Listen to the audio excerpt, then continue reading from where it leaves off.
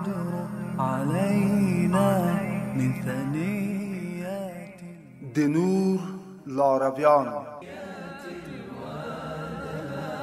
وجب الشكر علينا مدى لله دا. بسم الله الرحمن الرحیم.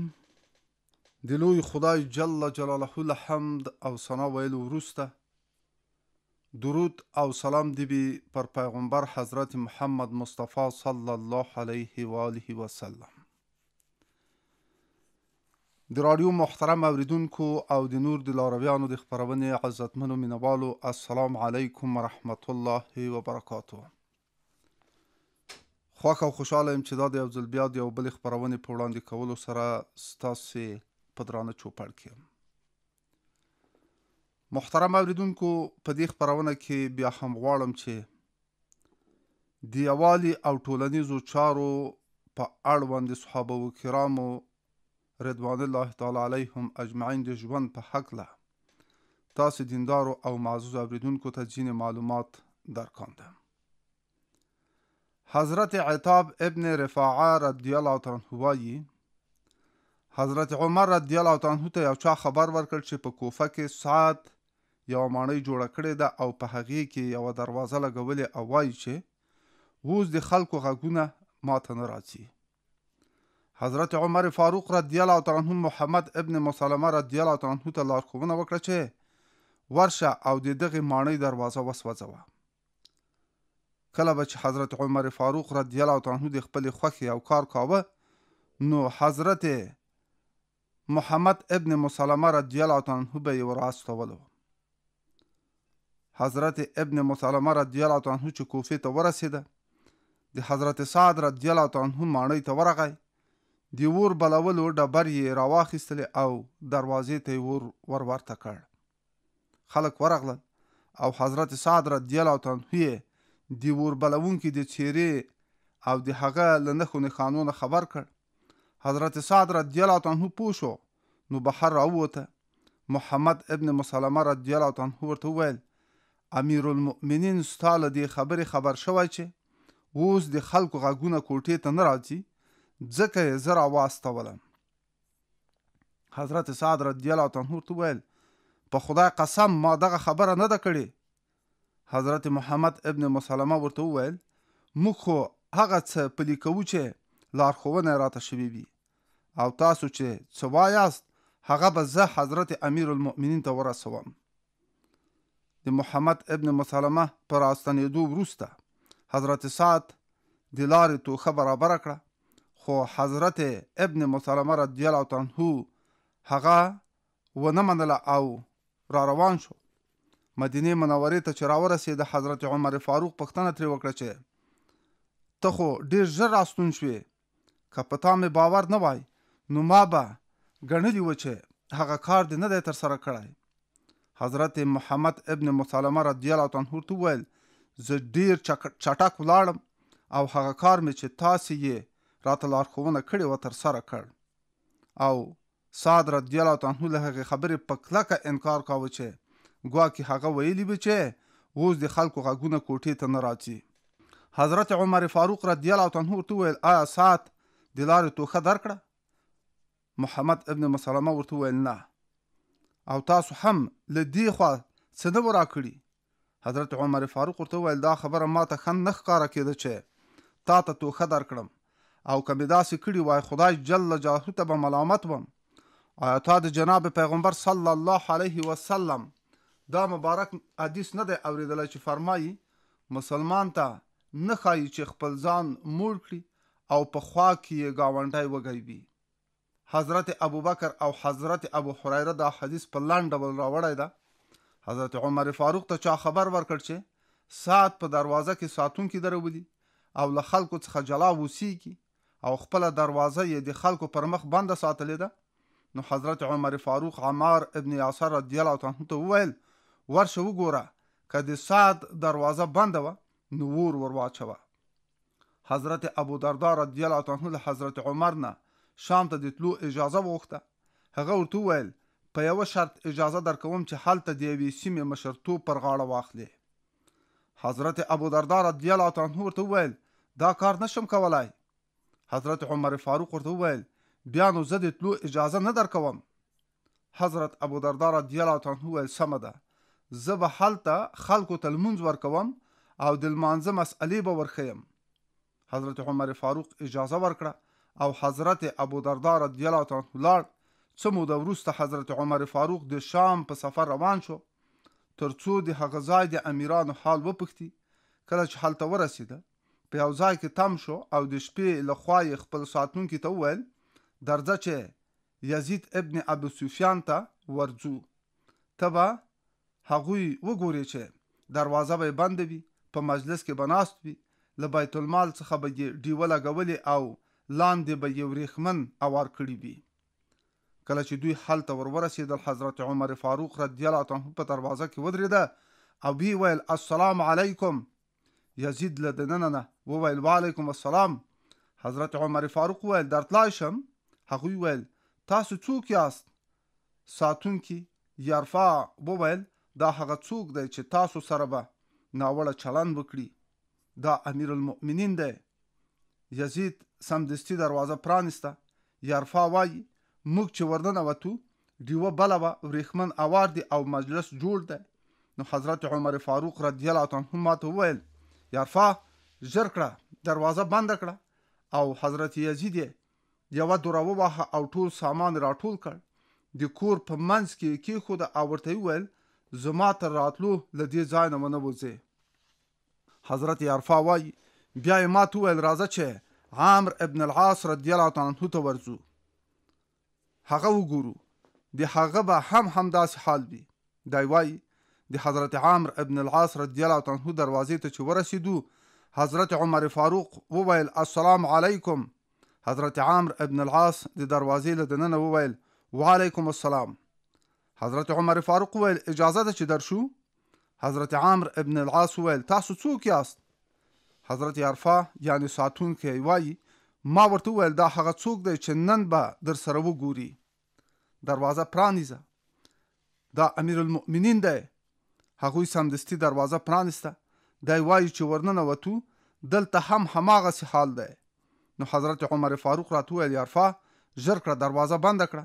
بیا یې حضرت عامر یوه دوره وواهه او ټول سامان راجمع کړ او ورته وویل زما تر راتلو له دې ځای نه ونه ښورېږې. بیا یې راته وویل راځه چې حضرت ابو موسی اشعري ته ورځو، ته وګوره د هغه به همدا حال وي.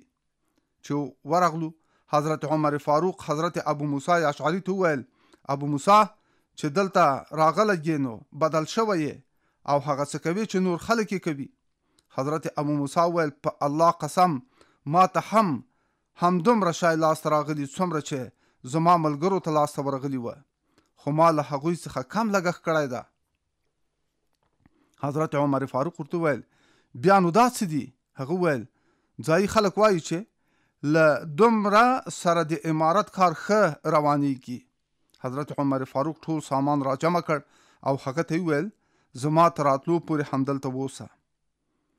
حضرت یرفع وایي بیا یې راته وویل یرفع راځه چې زما ورور حضرت ابودرداء ته ورځو، ته به وګورې نه به یې مجلس جوړ کړی وي، نه به یې ډیوه بلوي او نه به یې دروازه بندوي. دی وایي چې ورغلو ګورو رښتیا همداسې وه. حضرت عمر فاروق رضی الله عنه سلام وکړ، هغه هم د سلام ځواب ورکړ. حضرت عمر فاروق ورته وویل درتلای شم؟ هغه وویل راځئ. چې ورننوتو په کوټه کې تیاره وه او یو بل مو نه لیدل. له روغ غبار وروسته حضرت عمر فاروق د حضرت ابودرداء بستره وکته چې مایده شګه پکې هواره وه، له پاسه پرې نری څادر خپور دی او بالښت یې له سختې کمپلې څخه جوړ شوی ده. حضرت ابودرداء وویل امیر المؤمنین نه یې؟ حضرت عمر فاروق وویل هو امیر المؤمنین یم. وی ویل په خدای چې ډیر ځنډ مو وکړ، زه خو ټول کال ستاسو په انتظار وم. حضرت عمر فاروق ورته وویل خدای پاک دې پر تا ورحمیږي، آیا ما تاسو ته پراخي نه ده درکړې؟ حضرت ابودرداء وویل ای عمره آیا تا ته د رسول الله صلی الله علیه وسلم هغه مبارک حدیث معلوم دی چې مسلمانان به په دنیا کې داسې ژوند کوي لکه یو لاروی؟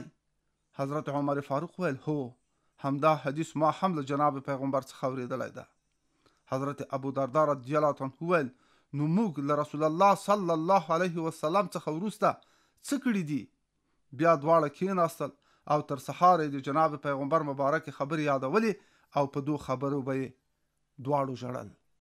البدر علينا من ثنيات د نور لارویان راهیان نور دغه خپرونه هر یک شنبه، سه شنبه او پنج شنبه د غرمې په 12:15 دقیقو له شریعت غږ راډیو په 93 FM څپه او تکرار یې په شنبه، دوشنبه او چهارشنبه له ملي راډیو په منځنۍ 101 او FM 115.2 څپو د سهار په 6 بجو او 10 دقیقو اوریدلی شي. حضرت ابو صالح غفاری رضی الله عنه د حضرت ابو بکر صدیق رضی الله عنه د خلافت په زمانه کې له مدینه منورې نه د باندې یو زړه بوډۍ اوسېده چې د خدمت هیڅوک نه لرل. حضرت عمر فاروق چې خبر شو ورغه غوښتل د هغې خدمت وکړي، خو چې ورسید ګوري د بوډۍ ټول خدمت بل چا کړی ده. نو پوښتنه یې وکړه چې دا څوک راغلی و؟ هغې ورته وویل یو سړی دی، زه یې نه پیژنم، خو هره ورځ راځي زما د کور ټولې اړتیاوې پوره کوي او بیا بیرته ځي. حضرت عمر فاروق وایي ما پریکړه وکړه چې بیا به زه له دې سړي نه مخکې راځم، خو زه به چې کله هم راغلم هغه به زما نه وړاندې راغلی و او د بوډۍ د کور ټول کارونه به یې کړي وه. یوه شپه ډېر وختي راووتم، نو په لار کې پټ شوم چې معلوم یې کړم دا سړی څوک دی. له لږ انتظار کولو وروسته ګورم چې حضرت ابو بکر صدیق رضی الله عنه را روان دی. چې را نږدې شو ما ورته وویل په عمر قسم همدا ته یې چې په نیکو کارونو کې له ما نه وړاندې کېږي. حضرت اوزاعي رحمت الله علیه وایي په مدینه منوره کې یوه شپه حضرت طلحه رضی الله عنه له کوره راووته، ګوري چې حضرت عمر فاروق په یو کور ته ننوته او بیرته راووته. په سبا چې حضرت طلحه کور ته ورغی وی کتل چې یو ړنده بوډۍ ده او نور څوک ورسره نشته. نو پوښتنه یې وکړه چې هغه سړی د څه لپاره دلته راغځي؟ هغې ورته وویل له ډېرې مودې راهیسې هره شپه راځي، زما خدمت کوي او بیرته ځي. حضرت طلحه رضی الله عنه له ځان سره وویل مور دې په تا بوره شي، ته د عمر د خامیانو په لټه کې. حضرت عبدالله ابن عتبه ابن مسعود رضی الله عنه وایي حضرت عمر فاروق رضی الله عنه به ویل د رسول الله صلی الله علیه وسلم په مبارک زمانه کې به پریکړې د وحی له مخې کېدې او د هر چا پټ رازونه به هم افشا کېدل. خو اوس چې د وحی لړۍ بنده شوې ده نو موږ د خلکو د ښکاره عملونو سره سم پریکړې کوو. که زموږ په وړاندې څوک ښه کارونه کوي هغه ته به ښه وایو، ځان ته به یې نږدې کوو او د زړه معامله یې خدای جل جلاله ته پرېږدو. او څوک چې په ښکاره بد کارونه کوي هغه به بد ګڼو، که څومره دی وایي چې زه په زړه کې پاک یم. حضرت حسن بصری رحمت الله علیه وایي حضرت عمر فاروق رضی الله عنه له خلافت وروسته لومړنۍ وینا کوله، نو له حمد او ثنا وروسته یې داسې ویل اما بعد، اوس زما او ستاسو ترمنځ اړیکې جوړې شوي، اوس به زه په تاسو آزمایل کېږم او تاسو به په ما آزمایل کېږئ. زه له جناب پیغمبر او حضرت صدیق اکبر نه وروسته ستاسو خلیفه وټاکل شوم، نو څه چې زموږ په وړاندې دي د هغو به په خپله څارنه کوو او څه چې زموږ شاته دي پر هغو به امانتدار او ځواکمن خلک ټاکو. څوک چې ښه چلیږي له هغه سره به ښه چلند کوو او چې بد ګرځي هغو ته به جزا ورکوو. الله جل جلاله دې موږ ټولو ته بخښنه وکړي. حضرت طاووس رحمت الله علیه وایي حضرت عمر فاروق له خلکو نه پوښتنه وکړه، وی ویل که زه یو داسې سړی ستاسو مشر کړم چې زما په آن تر ټولو غوره وي او د عدل و انصاف لارښوونه درته وکړم، آیا په دې به زما غاړه خلاصه شي؟ هغوی ورته ویل هو. حضرت عمر فاروق ویل نه، زما غاړه تر هغو نه خلاصیږي څو چې هغه ونی وینم چې زما په لارښوونه عمل کوي او که نه کوي. حضرت عبدالله ابن کعب ابن مالک انصاری رضی الله عنه وایي د حضرت عمر فاروق د خلافت په زمانه کې د انصار صحابه و کرامو یو لښکر په فارس کې و. د حضرت عمر فاروق عادت دا و چې په کال کې به یې یو ځل له ځواکونو څخه لیدنه کوله، خو یو کال یې د ډیرو بوختیاوو له امله ونه شوای کړای چې دوی ته ورشي. کله چې وخت پوره شو د فارس خلکو د هغوی پر مخ سرحدونه وتړل. حضرت عمر فاروق چې خبر شو ډیر خوابدی شو او هغوی یې ملامت کړل. هغوی ورته وویل تا له موږ سره لاپروايي وکړه او د پیغمبر علیه الصلاة والسلام هغه لارښوونه دې ونه منله چې د ځواکونو د څارنې په اړه یې کړې وه. حضرت ابو موسی اشعري رضی الله عنه وایي یو ځل په شام کې وبا یا طاعون ګډ شو. حضرت ابو عبیده رضی الله عنه له 40,000 مسلمانانو سره هلته و. حضرت عمر فاروق چې خبر شو حضرت ابو عبیده ته یې لیک واستاوه او غوښتنه یې ترې وکړه چې مدینې منورې ته راشي. د لیک تور یې داسې وه زه په یو کار کې تا ته ډیره اړتیا لرم، که زما لیک د شپې درشي نو د سهار له راتلو نه وړاندې او که د ورځې درشي نو د شپې له راتلو نه وړاندې را روان شه. زه په ټینګه تا ته امر کوم ځکه چې دغه کار له تا پرته بل څوک نشي کولای. حضرت ابو عبیده رضی الله عنه چې لیک ولوسته وی ویل امیر المؤمنین چې څه ته اړتیا لري زه پرې پوهیږم.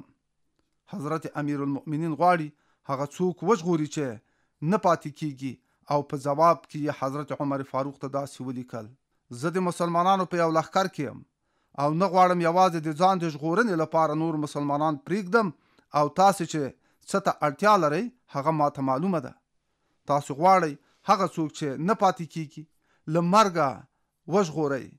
چې زما لیک در ورسیږي نو ماته ستاسو د امر د نه منلو بخښنه وکړئ او دلته د پاتې کېدو اجازه راکړئ. حضرت عمر فاروق چې د حضرت ابو عبیده لیک ولوسته سترګې مبارکې له اوښکو ډکې شوې او وی ژړل. ناستو خلکو پوښتنه وکړه آیا ابو عبیده وفات شوی ده؟ وی ویل نه، خو همداسې یې وګڼئ. بیا یې بل لیک ور واستاوه او داسې ورته ولیکل د اردن په ټوله سیمه وبا ګډه ده او یوازې جابیه سیمه خوندي ده، نو ټول مسلمانان هلته بوزه. حضرت ابو عبیده ته چې لیک ورغی نو وی ویل موږ باید د امیر المؤمنین دا خبره هرومرو ومنو. او حضرت ابو موسی وایي حضرت ابو عبیده رضی الله عنه ماته امر وکړ چې په آس سپور شه او خلک په خپلو دیرو کې ایثار کړه. زه چې کور ته راغلم میرمنې مې هم په وبا ناروغۍ اخته شوې وه، نو بیرته ورغلم. حضرت ابو عبیده مې خبر کړ، هغه په خپله په آس سپور شو او په خلکو راوګرځېده. څه موده وروسته حضرت ابو عبیده رضی الله عنه هم په همدې ناروغۍ اخته شو او له دې فاني نړۍ څخه یې مبارک سترګې پټې کړې. بیا خدای جل جلاله وبا له منځه یوړه. حضرت ابو الموجه رحمت الله علیه وایي په دې لښکر کې له حضرت ابو عبیده رضی الله عنه سره 40,000 مسلمانان و چې د همدې وبا له امله 10,000 کسان وفات شول او یوازې 4,000 تنه ژوندي پاتې شول. حاکم هم همدا روایت د سفیان له خولې را نقل کړی ده او وایي حضرت ابو عبیده رضی الله عنه د حضرت عمر فاروق رضی الله عنه د لیک له لوستلو وروسته وویل الله تعالی دې پر امیر المؤمنین رحم وکړي، د هغه چا ژغورل غواړي چې هغه نه پاتې کیږي. بیا حضرت عمر فاروق ته لیک ورواستاوه او ویې لیکل ما سره د مسلمانانو یو لښکر ده، په هغو کې وبا خپره شوې ده، نو زه د خپل ځان د ژغورلو لپاره هغوی نشم پرېښودلی. حضرت ابن اسحاق د حضرت طارق له خولې دا روایت را نقل کوي او وایي حضرت ابو عبیده په جواب کې ولیکل ای امیر المؤمنین ته چې ماته د څه لپاره اړتیا لري هغه ماته معلومه ده. له ما سره د مسلمانانو یو لښکر دی، نو زه خپل ځان د ژغورنې لپاره نشم کولای هغوی یوازې پرېږدم تر څو خدای پاک زما او زما د ملګرو په هکله پرېکړه ونه کړي. زه له خپلو ملګرو نشم جلا کېدای. ای امیر المؤمنین ستا د خبرې د نه منلو ماته بخښنه وکړه او همدلته د پاتې کېدو اجازه راکړه. ډیرو درنو او محترم اوریدونکو، دا و د هغو صحابه کرامو د ژوند یو اړخ چې موږ تاسو ته د دې خپرونې په لړ کې در واوروه. عزیزانو، پاکو او سپېڅلو مقدسو صحابه کرامو په خپل دور کې ډېرې ناخوالې او ډېر کړاوونه ګاللي دي او له دغو کړاوونو او ناخوالو سره سره بیا هم دوی څومره ثابت قدم و، څومره صبرناک او څومره زغمناک خلک و چې د هر رنګ مصیبت په زغملو کې تل دوی صبر کاوه او په دې باندې به پابند او ټینګ ولاړ و. نو لوی خدای جل جلاله دې د هغو لویو هستیو په برکت موږ او تاسو ته د مصیبت په مقابل کې د صبر، حوصلې او زغم او طاقت را په برخه کړي. نو محترم اوریدونکو، و زموږ د خپرونې د پای شیبې شوې، له تاسو اجازه غواړم ته بلې او راتلونکې خپرونې چې انشاءالله بیا به ستاسې په چوپړ کې حاضرېږم، تاسې هر یو په لوی او بخښونکي خدای سپارم. والسلام علیکم ورحمة الله وبرکاته. البدر علينا من ثنيات د نور لارویان راهیان نور. دغه خپرونه هر یک شنبه، سه شنبه او پنج شنبه د غرمې په 12:15 دقیقو له شریعت غږ راډیو په 93 FM څپه او تکرار یې په شنبه، دوشنبه او چهارشنبه له ملي راډیو په منځنۍ 101 او FM 105.2 څپو د سهار په 6 بجو او 10 دقیقو اوریدلی شي.